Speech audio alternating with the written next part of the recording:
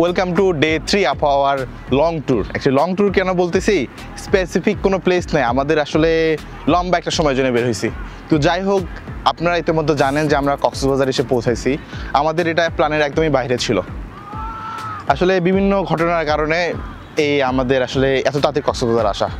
আমাদের কক্সবাজার আসার কথা ছিল 18 তারিখ রাত্রে, কারণ আমাদের 19 তারিখ রাতে আমার শিপ ছিল। তো যাই হোক, আজকে আসলে দিনটা আমরা প্রায় রেস্ট করে কাটাইছি। গত দিনের ট্রেকিংয়ের ধকলটা এখন আমাদের শরীর থেকে যায়নি। তো সবাই জানি বান্দরবন প্রচুর পাহাড় দেখা যায়, অনেক সুন্দর দেখতে। আপনারা কি জানেন কক্সবাজারেও একটা বান্দরবন আছে? রাইট, আপনি ঠিকই শুনেছেন, এটা হচ্ছে মিনি বান্দরবন। আজকের ভিডিওটা হবে পুরোপুরি মিনি বান্দরবনকে নিয়ে। So let's start the video. রূপ, সবাইকে না খাওয়া নিয়ে আসছো তুমি? তুমি কি সবাইকে শুকায় মারবা? বাজেট কমাইতে কমাইতে একেবারে এত বাজেট কমাইছে আমার বন্ধু। যে কোনো সময় রোজা বন্ধু রাখেনি আমাদের থেকে। হ্যাঁ, একবেলা খাওয়া বাজে তো। আমরা তো দুপুরে খাইনি, তো দুপুরে খাওয়া যাবে। তা কত করে, মানে কয় পিস? 30 টাকা কি? 30 টাকা হলে? ও মা। তো আমরা আমাদের অল্প ট্রেকিং, অবশ্য অল্প একটু জাস্ট উপরে উঠতে হয়, উঠে জাস্ট ভিউ দেখতে হয়। আসলে যেখানে যাই পাহাড়ের সৌন্দর্যটা অন্যরকম। আর এই ব্যক্তি সব জায়গায় ডিস্টার্ব করে। পোলাবান, তুমি তো উঠবে না কেন? ইউটিউব দেখা গাইড। ইউটিউব দেখা গাইড।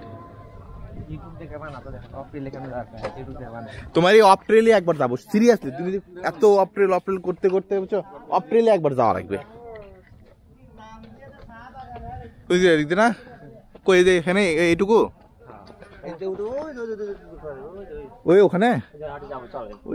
আরে চলো চলো, এটা কোনো ব্যাপার হলো? যেখানেই যাচ্ছি শুধু ট্রেকিং আর ট্রেকিং।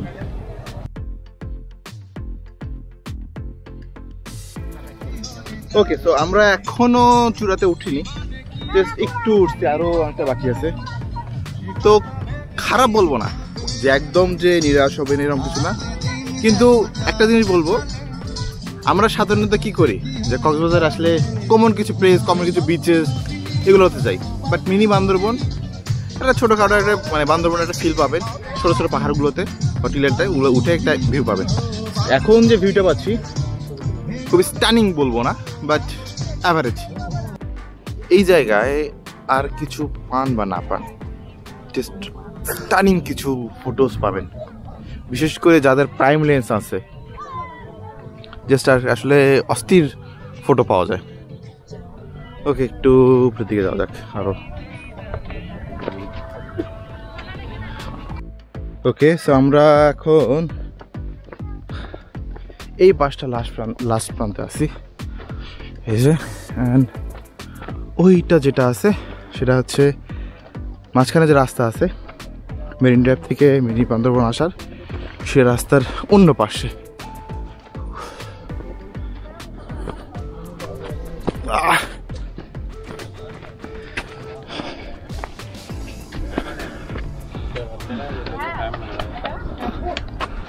কি খাইতেছ? টেস্ট কেমন? রিভিউ দেবা? মোটামুটি চলে। আর কি আছে? খিরা। ওকে, সো আসলে খুব বেশি বড় জায়গা না, নামার সময় একটু সাবধানে নামতে হয়। তো খুব বেশি বড় জায়গা না, রাস্তার এই পারে অল্প জায়গা, দুই পাশে অল্প অল্প জায়গা আছে। মনে হয় কানেক্টিং একটা পাহাড় ছিল, যে পাহাড়টাকে কেটে, মাঝখান থেকে কেটে আসার পাকা রাস্তা বানায় ফেলছে। যদি কানেক্ট থাকতো একটা পাহাড়ের সাথে আরেকটা পাহাড়, আমি দেখাচ্ছি, ওই যে এই সাইডটা আর এই সাইডটা মাঝখানে একটা রাস্তা আছে, বাট এর পাকা রাস্তা থাকার কারণে কানেক্টিং নেই।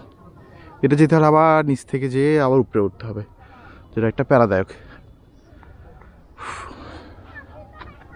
ওকে, আবার নিচে যাই, দেখি নতুন কোনো প্লেসে যাওয়া যায় কিনা।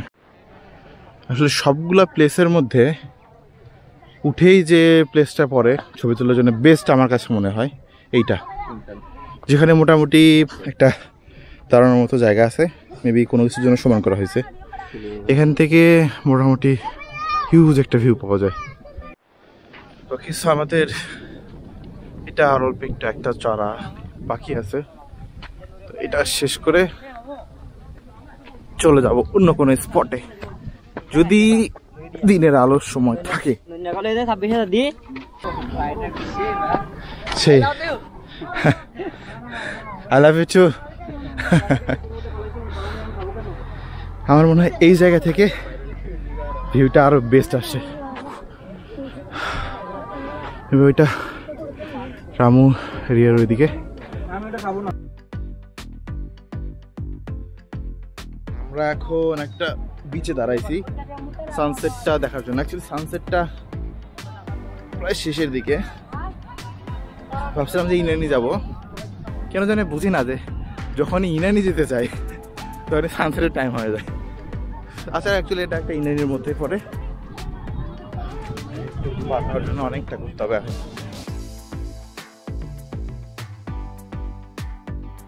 Welcome back again. এখন আমরা আছি হচ্ছে ইনানির কাছাকাছি কোনো একটা বিচে।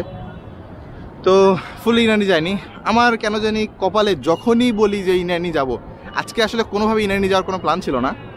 জাস্ট আর কি ভাবলাম যে মিনি বান্দরবন দেখা শেষ, তো পাশাপাশি প্রায় 6-7 কিলোমিটার দূরেই একটা বান্দরবন আছে, সরি বিচ আছে, ইনানি বিচ আছে, দেন হচ্ছে পাটুয়া টেক, তো যে ঘুরে আসি।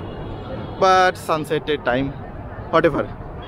তো এখন আমি আসছি হচ্ছে একটা বিচে যেটা ফুললি খোলামেলা, যেটা আপনি পাবেন মিনি বান্দরবন পার হয়ে, চেক পয়েন্টটা পার হয়ে হাতের ডান সাইডে এই বিচটা পেয়ে যাবেন। এখানে বেশ কিছু শ্যাম্পান আছে যেটার সাথে আপনারা ছবি টবি নিতে পারবেন, জাস্ট অস্থির লাগে। আসলে অতটা বেশি কালারফুল না যেটা আমরা সাবরাঙ্গে দেখেছিলাম।